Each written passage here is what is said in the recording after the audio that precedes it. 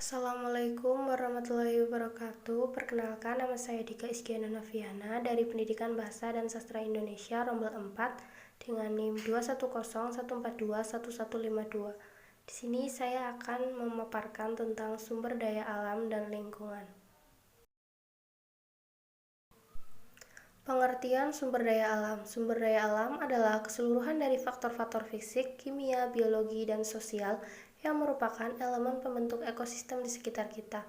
Ekosistem adalah tatanan unsur lingkungan hidup yang merupakan kesatuan utuh, menyeluruh, dan saling mempengaruhi dalam membentuk keseimbangan, stabilitas, dan produktivitas lingkungan hidup. Sumber daya alam juga merupakan semua yang berasal dari bumi, biosfer, dan atmosfer, yang keberadaannya tergantung pada aktivitas manusia.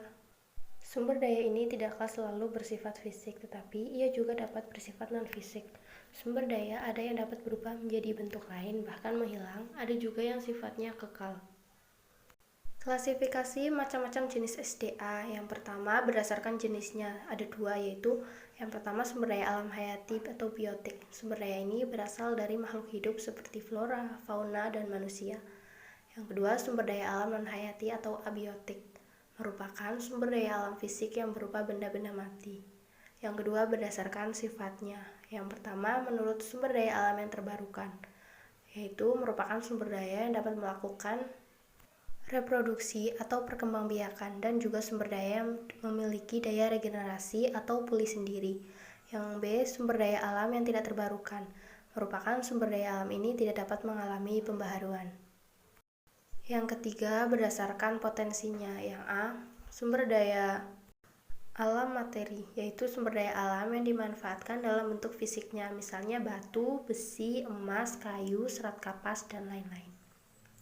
B, sumber daya alam energi, yaitu sumber daya yang dimanfaatkan energinya, contohnya seperti batu bara, minyak bumi, gas bumi, air terjun, sinar matahari, kincir angin, dan sebagainya. C, sumber daya alam ruang, yaitu sumber daya alam yang merupakan ruang atau tempat hidup, misalnya area tanah. Yang keempat berdasarkan tujuannya. Yang ke-1 sumber daya alam bahan industri, yang kedua sumber daya alam bahan pangan, yang ketiga sumber daya alam bahan sandang.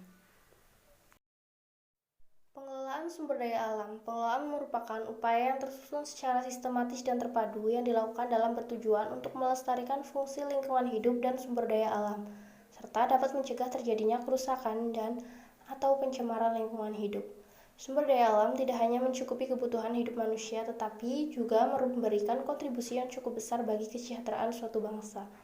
Pengelolaan sumber daya alam yang baik akan meningkatkan kesejahteraan kita sebagai manusia, dan sebaliknya, pengelolaan yang buruk tidak baik akan berdampak buruk bagi manusia. Prinsip berwawasan lingkungan. Pengelolaan SDA yang sesuai dengan kemampuan dan kesesuaian wilayah akan potensi produktivitas lingkungannya.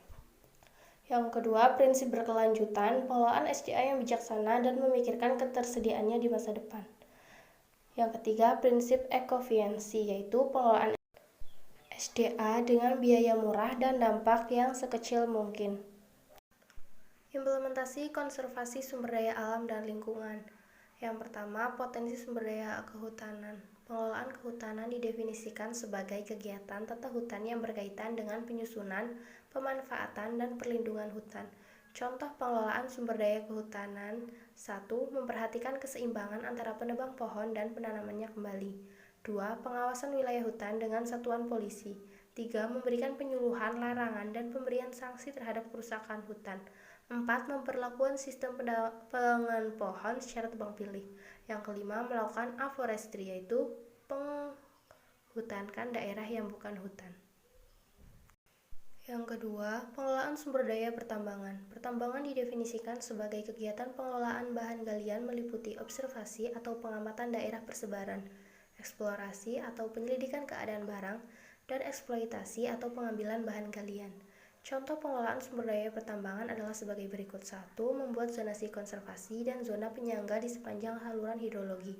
Yang kedua, melakukan eksplor tambang dalam bentuk bahan baku atau bahan jadi. Yang ketiga, penelitian terlebih dahulu dalam menentukan lokasi penambangan. Yang keempat, mengurangi penggunaan bahan tambang dengan mencari energi alternatif. Yang kelima, melakukan rehabilitasi atau reklamasi setelah pasca kegiatan tambang. Implementasi selanjutnya yaitu pengelolaan sumber daya perikanan. Pengelolaan perikanan dijelaskan oleh FAO 1997 sebagai proses dalam perencanaan dan implementasi kebijakan guna menjamin kelangsungan produktivitas sumber daya perikanan. Contoh pengelolaan sumber daya perikanan adalah sebagai berikut. 1. Pengaturan musim penangkapan, yaitu upaya sumber daya ikan untuk berkembang biak sehingga ada alternatif lain bagi nelayan.